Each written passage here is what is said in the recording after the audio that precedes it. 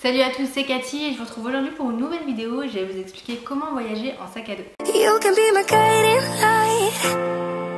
J'ai pas l'habitude de faire ce genre de vidéo, donc j'ai essayé de noter toutes les questions sur mon téléphone. Je vais essayer d'y répondre le plus clairement possible. Donc là, ça fait déjà une semaine que je suis rentrée des Philippines. Je suis partie 3 semaines en sac à dos avec le chéri et vous avez été nombreuses à me poser plein de questions sur comment organiser telle chose, et je me suis dit que j'allais tout réunir en une vidéo pour vous expliquer comment vous organiser quand vous partez en voyage en sac à dos. Donc voilà, je vais essayer de faire court. On commence avec la première question. Alors pour l'itinéraire, il y a vraiment différentes façons de s'organiser. Moi j'en ai utilisé plusieurs. Je commence toujours par acheter le Lonely Planet du pays. J'ai acheté le Lonely Planet des Philippines, c'est ultra complet, c'est comme le guide du routard, c'est un peu son concurrent. Et ça indique plein de choses, des itinéraires conseillés en fonction du nombre de temps que vous restez. Après vous n'êtes pas obligé de le suivre à la lettre, hein, mais vraiment ça oriente un peu en fait l'itinéraire que vous pouvez faire. Il y a des restaurants conseillés, des hébergements conseillés, les choses à faire, et ça c'est vraiment dans tout le pays en fonction de la zone géographique où vous êtes. Enfin, ce livre est vraiment ultra complet. Ensuite je vais mettre beaucoup des blogs, en fait les road trips qui ont déjà été faits par d'autres blogueurs, ce qu'ils conseillent, les endroits à visiter. Il y a plein d'informations à pêcher, et également de Instagram. Instagram, j'essaye de repérer des photos, par exemple des lieux, des belles cascades, des superbes plages à voir, et ensuite je les ajoute en fait dans Google Maps. Je sais pas si vous avez déjà remarqué, mais sur Google Maps, l'application Google Maps sur téléphone, vous pouvez enregistrer des points. Donc dès que je repérais une zone, un truc à faire, je mettais un point sur Google Maps, et ce qui est super, c'est si j'y retourne une semaine après, je me souviens plus que c'est ce point, on a juste à cliquer dessus et ça montre les photos de l'endroit que vous avez enregistré. Donc moi c'était la façon dont je m'organisais. Après c'est pareil, tout dépend de ce que vous recherchez, si vous voulez de la plage, si vous voulez plus de la randonnée, si vous voulez... Enfin vraiment, il faut organiser votre voyage en fonction de ce que vous aimez. J'ai fait vraiment en fonction de ce qui me plaisait moi, mais je me suis inspirée en fait d'un peu partout. Après aussi, une de mes recommandations, après c'est vraiment la façon dont moi j'ai vécu la chose, d'autres préféreront faire autrement, mais moi c'est vraiment la façon dont j'ai apprécié faire mon voyage. Ce que je vous conseille, c'est de vraiment ne pas programmer votre voyage de A à Z, ne vous dites pas jour 1 on fait ça, jour 2 on fait ça. Enfin vraiment, laissez-vous une marge de manœuvre, repérez juste les points que vous avez envie d'aller voir, parce que vous allez voir que vous allez rencontrer d'autres personnes. Enfin nous, je sais qu'on a rencontré énormément de personnes, ils nous ont enrichis sur leur voyage, ils nous ont donné des conseils, des zones qui nous ont dit d'aller voir qu'on n'avait même pas pensé. Et en fait vous allez vous nourrir de toutes les informations sur le moment même en fait pendant le voyage, et ça va vous permettre de découvrir des choses qu'on n'aurait peut-être pas découvert si on avait tout programmé de A à Z. Pareil au niveau de la météo, je sais qu'on a été sur une île où il n'a pas fait très beau, et ça nous a vite permis de partir ailleurs en fait, et rester juste 2 jours dans cette zone là, et si jamais on avait tout programmé, ben, on n'avait pas le choix, on aurait été obligé de rester là sous la pluie. Ensuite là c'est une question vraiment plus fixée sur les Philippines. Alors faut-il se déplacer dans plusieurs îles?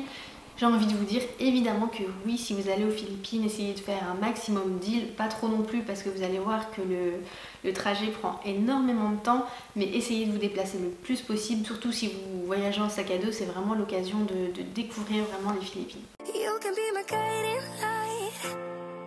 Comment préparer son budget? Alors c'est pareil, je le fais vraiment de différentes façons, c'est pas non plus un budget ultra précis. Comme j'avais déjà repéré un peu les lieux que je voulais faire, le nombre de déplacements que j'allais faire, sachant que c'est toujours approximatif, parce que comme je vous dis, notre voyage était vraiment flexible. Donc c'était vraiment en gros la moyenne de budget qu'il nous fallait. Déjà premièrement je m'aide du guide du routard en ligne. Vous pouvez taper guide du routard Philippines, ou ça peut être valable pour n'importe quel pays, et ça vous aide en fait. Vous allez voir qu'il y a, je sais pas comment ça s'appelle, je crois c'est budget argent je crois, dans cette catégorie là, et ça vous aide à avoir une moyenne de prix des hôtels, de la nourriture en fonction, si jamais vous voulez vraiment avoir un petit budget, un budget moyen ou un budget un peu plus chic. Enfin vraiment ça vous aide déjà à savoir un peu le budget que vous allez avoir besoin. Ensuite pour les vols, j'allais directement sur les compagnies. Par exemple pour les Philippines, il y avait celle du Pacifique, il y a Philippines Airlines, et il y avait AirAsia. J'ai regardé un peu les prix des billets par rapport à ces compagnies là. C'est pareil, j'ai juste repéré, j'ai pas réservé du tout directement, j'ai juste repéré les prix pour m'aider. Et ensuite il y a également TripAdvisor, Booking, pour m'aider à voir un peu le type de logement qu'on avait en fonction des prix. et essayer du coup d'un peu établir le budget. En faisant ça, je vous conseille également de voir large, au moins comme ça vous avez une petite marge de manœuvre aussi. Et donc du coup nous on en a eu pour 60 € par jour et par personne, sachant que dedans on a pris quasiment, je crois qu'on a pris 5 ou 6 fois l'avion, donc ça comprend les transports, la nourriture, les hôtels. Sachant que nous on a vu large, par exemple dedans je compte, on a fait 3 heures de massage à Manille, je les compte dedans. Donc au final tout ça, ça nous est revenu à 60 € par jour et par personne. Alors là j'ai pas de secret, moi personnellement je m'y prends toujours à la dernière minute si on peut appeler ça, mais là par exemple on les a réservés un mois avant et on les a payés environ 450 € par personne. J'ai essayé de regarder un peu sur les forums, je pense vous pouvez également les trouver moins chers, je pense si vous commandez plusieurs mois à l'avance, mais je pense pas que ce soit beaucoup moins cher que ça non plus. Pour ça c'est simple, moi je mise toujours sur Skyscanner, c'est un comparateur de billets d'avion et en général il est plutôt bon pour ça. Et je regarde également sur un peu tous les sites, j'ai regardé sur GoVoyage, j'ai regardé en fait sur Skyscanner, du coup ils nous sortent des compagnies aériennes et je vais du coup regarder directement sur les compagnies aériennes qui nous conseillent. Et faut vraiment tester toutes les possibilités parce que des fois, sans comprendre pourquoi, sur Skyscanner ils nous mettent un prix et quand on va directement sur la compagnie aérienne, le prix est beaucoup plus cher. Donc je teste toutes les possibilités en allant jusqu'au bout parce que des fois également on s'aperçoit qu'il y a des frais qui sont ajoutés et on ne sait pas d'où ça sort. Bref, au final, en comparant tout ce qu'il y avait, j'ai commandé mes billets sur GoVoyage et j'ai eu aucun souci avec eux. Ensuite également, quand vous réservez vos billets, faites attention au prix mais également au nombre d'heures d'escale. C'est super important parce que des fois vous pouvez vous retrouver avec 20 heures d'attente dans un pays je ne sais où à attendre votre prochain vol. D'ailleurs pour les Philippines je crois qu'il y avait forcément des billets d'avion avec escale, donc faites attention à ça. Ensuite au niveau des bagages, quand il y a une escale comme ça, il n'y a aucun souci, en fait tout se fait, vous n'avez rien à gérer, c'est les compagnies qui transfèrent les bagages dans le deuxième avion, il n'y a aucun souci pour ça. Ensuite une fois que vous avez choisi votre compagnie aérienne, surtout faites attention aux consignes du pays. Nous on n'avait pas du tout regardé et on aurait dû. Nous en fait on atterrissait en Arabie Saoudite et on ne le savait pas en fait, mon copain est parti en Pontaccourt pour partir.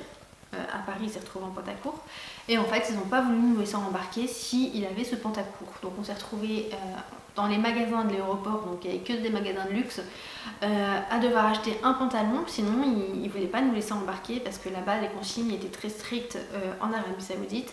Et heureusement pour nous, il y avait une boutique PSG, donc on s'est retrouvé à acheter un pantalon PSG à 60 € quand même pour commencer le voyage pour embarquer. Alors moi maintenant ça fait déjà le 3e voyage que je fais en sac à dos et je pense que je pourrais plus partir autrement, enfin surtout pour des longs voyages comme ça, des destinations lointaines, tout simplement parce que c'est beaucoup plus pratique pour se déplacer. En général du coup quand on part en vacances on reste pas dans un hôtel de semaine, on bouge tout le temps dans le pays et c'est beaucoup plus pratique. La première fois qu'on est parti en sac à dos c'était avec Cindy et son copain, mon copain. Et donc nous on avait prévu les vrais sacs à dos de voyage et Cindy et son copain avaient pris des sacs à dos pas adaptés. Alors croyez-moi, choisissez un bon sac à dos sinon vous allez vraiment souffrir, c'est le conseil que je peux vous donner. Et les sacs à dos en plus il y en a vraiment des pas chers, il y en a par exemple le mien je l'ai acheté chez Decathlon, d'ailleurs il est encore disponible, je vous mettrai les liens sous la vidéo. Et je crois que ça a coûté 39 €, 40 € et c'était un 50 litres, c'était largement suffisant pour 3 semaines. Le conseil que je peux vous donner c'est voyager léger, vraiment faites un gros tri dans les vêtements, prenez le strict minimum, dans tous les cas vous allez toujours mettre la même chose. Je sais pas moi par exemple 3 shorts, 3 t-shirts, une combi, 2 maillots de bain, c'est largement suffisant parce que vous allez voir que dans les pays à chaque fois il y a des laveries. Nous à chaque fois qu'on arrivait, en fait qu'on bougeait, on allait déposer nos habits à laver et c'était largement assez. Ensuite prenez une bonne paire de baskets. Nous ce qu'on a fait c'est qu'on a pris également une paire de chaussures d'eau. C'est ultra pratique parce que là-bas il y avait plein de cascades etc. et pour grimper etc. c'était vraiment très bien. Je vous conseille également de prendre des serviettes de voyage, c'est ultra pratique, à Decathlon ils en vendent, c'est des serviettes ultra fines en fait, c'est vraiment top pour voyager comme ça. Ensuite l'indispensable c'est vraiment de préparer une trousse de secours, vraiment pour tout, pour la diarrhée, les vomissements, les maux de tête, pansements, vraiment c'est indispensable. Nous on avait oublié de prendre un médicament contre les vomissements et heureusement pour nous, une touriste nous a sauvé la vie avec ça. Donc préparez vraiment tout, on ne sait jamais ce qui pourrait arriver. Alors moi, la solution miracle que j'ai trouvée pour organiser mon sac à dos, c'était les pochettes. C'était la vie, vraiment avoir un tas de pochettes différentes. C'est indispensable. J'avais une pochette pour tout, une pochette pour mes maillots de bain, une pochette pour mes sous-vêtements, une pochette pour mes soins beauté, une pochette pour mon maquillage, une pochette pour les soins solaires, que des pochettes différentes et de couleurs différentes, et comme ça dès que vous recherchez un truc ça va tout seul vraiment. Vous ne devez pas retourner votre sac et vous trouvez tout de suite. Et pareil au niveau de l'organisation dans le sac, après je mettais toujours les choses à peu près au même endroit. J'avais d'abord tout en dessous mes chaussures, ensuite au-dessus mes habits et au-dessus toutes les pochettes, et je m'organisais toujours comme ça pour retrouver vraiment facilement les choses. Ensuite, comme je l'ai dit avant, surtout ne chargez pas trop votre sac, vraiment voyagez léger. Personnellement, mon sac faisait 10 kg il me semble, donc vraiment c'est pas grand chose, mais vous pouvez quand même en mettre énormément dedans. Et aussi, chose indispensable qu'on aurait dû faire et qu'on n'a pas fait, c'est étiqueter votre bagage. Nous, pour celles qui m'ont suivi sur Snapchat, on a eu un petit souci de bagage quand on est arrivé à Manille. En fait, un couple de Français s'est trompé et a cru que c'était leur sac, et en fait ils ont pris notre sac. Sauf que eux, entre temps, ne restaient pas à Manille, ils se sont envolés directement pour une autre destination. Donc je peux vous dire que c'était très compliqué pour retrouver le sac, on a eu une chance pas possible. Enfin bref, si jamais on avait étiqueté notre sac, je pense que ça serait pas arrivé. Pour les hôtels, on n'a rien préparé à l'avance, on voyait tout au jour le jour. On s'aidait de plein d'applications différentes, TripAdvisor, Booking, Agoda. On regardait aussi des fois sur Airbnb, mais au final on n'a rien pris avec eux. Et vraiment essayer de vous aider de ça. Nous c'est ce qu'on a fait, on a toujours réussi à trouver des chambres, même des fois dans certaines zones où il y avait quand même pas mal de touristes, c'était vraiment la pleine saison, on a toujours réussi à trouver des chambres, donc ça il n'y a aucun souci. Aussi faites attention parce que des fois sur ces sites internet ils vous disent qu'il n'y a plus de chambres disponibles, alors qu'en fait on se rendait compte qu'en allant sur place ça arrivait qu'il y avait quand même des chambres disponibles. Donc essayez de passer un coup de fil si vous vous débrouillez en anglais, parce que ça veut pas forcément, c'est pas forcément vrai ce qui est indiqué sur les sites internet. Alors personnellement, nous on avait pris notre budget avec nous en espèces. Je ne sais pas si c'est ce qu'il y a de mieux ou pas. Personnellement, nous c'est ce qu'on a préféré faire. On avait toujours l'argent sur nous. On avait une sorte de petite banane. Alors je sais pas si je vais vous la montrer. Donc on avait toujours une petite banane qui ressemble à ça. Sous un t-shirt, ça se voit absolument pas. Et on avait toujours notre argent sur nous. On avait pris également les cartes bleues, etc. au cas où. Mais ce qu'il y a, c'est qu'avec les cartes bleues, ça prenait chaque fois qu'on faisait un paiement des frais supplémentaires. Quand on retire, c'est des frais également supplémentaires. Et au final, donc, nous on changeait notre argent directement dans les bureaux de change, et les taux les plus intéressants qu'on a pu constater c'était toujours dans les aéroports où les taux étaient les plus avantageux. Donc si vous arrivez dans l'aéroport, essayez de changer l'argent tout de suite, c'est ce qu'il y a de plus intéressant. Pour les Philippines c'est très particulier parce qu'il y a énormément d'îles, donc en fait l'avion est quasiment indispensable si on veut se déplacer rapidement. Donc en fait il y a différents moyens de transport, il y a avion, ensuite quand vous êtes sur les îles vous pouvez faire en bus, vous pouvez faire en minibus, vous pouvez faire en, alors comment ils appellent ça, des tricycles, c'est un peu les tuk-tuk des Philippines. Et enfin, il y a d'autres moyens de transport, mais ça c'est vraiment les plus importants on va dire. Il y a Uber également. Uber on l'a énormément utilisé à Manille parce qu'au moins on ne se fait pas arnaquer. C'était les conseils de Sylvie qui m'avait conseillé ça, qui vit à Manille d'ailleurs. Elle m'avait conseillé de prendre Uber, au moins comme ça il n'y avait pas de négociation possible, on nous a pas arnaqué. Les prix étaient fixes.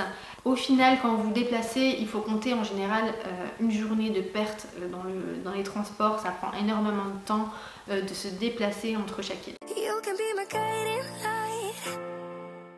Alors je sais pas comment ça se dit, c'est XE qui est ultra pratique, c'est pour convertir la monnaie. Donc quand vous avez internet, du wifi, etc., téléchargez en fait la monnaie que vous souhaitez convertir, et ensuite quand vous n'avez pas internet vous pouvez l'utiliser tout le temps. Ça c'était ultra pratique.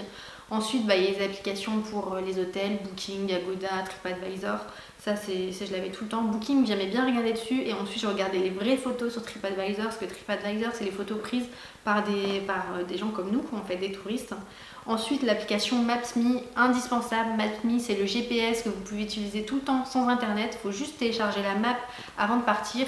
Et au final, nous, on allait dans des endroits en fait qui faisaient payer je sais pas combien pour aller voir tel endroit. Et nous, on faisait tout en scooter. Vraiment, déplacez-vous en scooter.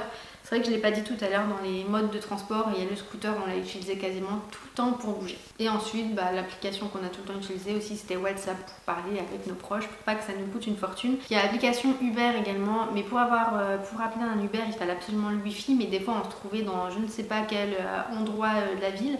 Donc ce qu'on a fait, c'est qu'on a acheté une carte, c'est la compagnie Globe, il me semble, qui vendait ça, et ça nous permettait d'avoir internet tout le temps, et ça coûte quasiment rien, ça fait pas d'heure forfait, et on avait internet du coup tout le temps. Voilà, j'espère avoir répondu à vos questions. En tout cas, si vous souhaitez faire un voyage en sac à dos, vous pouvez partir à 100% aux Philippines. Je crois que ça a été l'un de mes plus beaux voyages que j'ai fait comme ça en sac à dos. Et voilà, vous rencontrerez des personnes merveilleuses, des paysages merveilleux, des plages sublimes. Vous pourrez peut-être même nager avec les tortues comme on a fait. Je vous conseille vraiment à 100% les yeux fermés. J'ai essayé également de détailler tout mon voyage dans un article sur le blog en détaillant vraiment chaque jour les hôtels que j'ai fait, ce que j'ai été voir, etc. Vraiment un article complet. Il faut que je prenne le temps de le faire, mais promis, j'essaye de le faire le plus vite possible. Je vous dis à bientôt pour une prochaine vidéo. Ciao!